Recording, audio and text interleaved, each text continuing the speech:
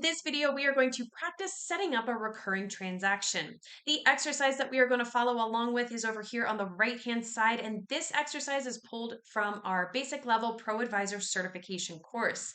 If you would like more information about that course after we go through the exercise, be sure to click on the link below in the description. But let's dive right in and see what our scenario will be for today. Craig just signed on Gita Kalipapu as a new client for weekly gardening. Rather than getting a bill that she has to remember to pay, Gita asked Craig if he could just charge her credit card on the 10th of every month. Luckily, Craig has already signed up for QuickBooks payments, so he can do this right through QBO. So, how do we set this up for him? Let's get started. Start with the sample company. You will need to be in the sample company to do this exercise. If you are not sure how to get into the sample company or get your own free QBOA account, be sure to click on the link below in the description. I have the sample company pulled up here on the left-hand side. This specifically is the dashboard. So let's get started with the exercise. Now, because you are collecting payment at the time of the sale, you will use a sales receipt for this transaction. To create it, we need to click on the plus new button and then select sales receipt. So that plus new button is over here on the left-hand side. Click on that, and then under customers, select sales receipt. And once that pulls up, we're going to go ahead and fill this out. In the customers field, we need to select Gita. So click on that down arrow, find Gita, and there she is right there. Go ahead and click on her, and her information will appear for you. Now, in the payment method field, we're going to select MasterCard. Click on that down arrow right there in the payment method field, and then select MasterCard. Now you will notice that this is currently set to deposit to undeposited funds. But if this were an actual company with QuickBooks payments enabled, you would have the option to enter the credit card details and process the payment directly from the sales receipt.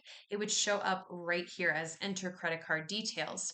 You'll also notice that with this setup, this current one right here, there is, with the with an actual company, when you have QuickBooks payments set up, not in the sample company, there would not be a deposit to field account. This is because QuickBooks payments, with it, you would set up the deposit account in the payments tab of account and settings. I know it's not easy to see this screenshot here, but that is how it would look and how it would be set up. So it's just a little bit different here in the sample company because we don't have QuickBooks payments set up as a part of it. So just know that the nuances are a little bit different between real books and then the sample company. So let's finish filling this out. On the first line under product service, we're going to select weekly gardening service. So click into that box, the first line under product service. You can click into it and start typing in weekly to get the weekly gardening service show up for you. We'll leave the description field as is. We're only going to charge once at the rate of $250. So change that rate field to $250. And now we want to make it reoccurring. So we're going to click Make Reoccurring on the black bar at the bottom. That is down here. Click on that. And now this information is going to pop up for us to give more information about how we want it reoccurring.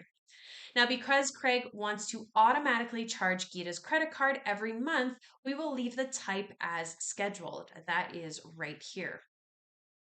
In the create X days in advance field, we're going to type 3 to have it show up on the register 3 days before it is actually charged.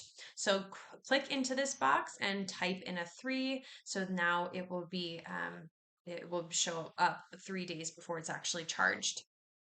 Now, Gita asked Craig if he could charge her credit card on the 10th of every month. So using the drop down, we're going to click 10th in the interval section. So that is right here. It's monthly and it's charging on the 10th day of every month, that 1 month. Now, as previously discussed, remember that the payment method will be different in a real life scenario here. It'll just be a little bit different than what you see here in the sample company. So we're going to go ahead and click on Save Template. That is the green button right down here. And now that sales receipt is set up as a recurring sales receipt. Now, if Craig wanted to set up the recurring transaction as a template to use whenever he needed it, rather than on a fixed schedule, he could select unscheduled from that type dropdown. If you remember, that was the first step in making it recurring. We had it as scheduled, but you can change it to unscheduled here. If he wanted a reminder to edit the template rather than having to automatically show up in the register, have it automatically show up in the register, he could select reminder here. Now, reminders get in or appear in the Get Things Done tab of the dashboard.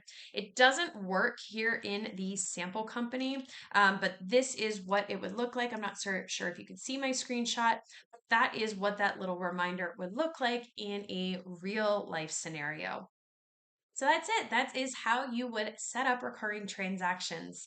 Now, if you like this exercise and you want to do more like it, or if you would like more information about that basic level ProAdvisor certification course, be sure to click on the link below in the description, and I will see you in the next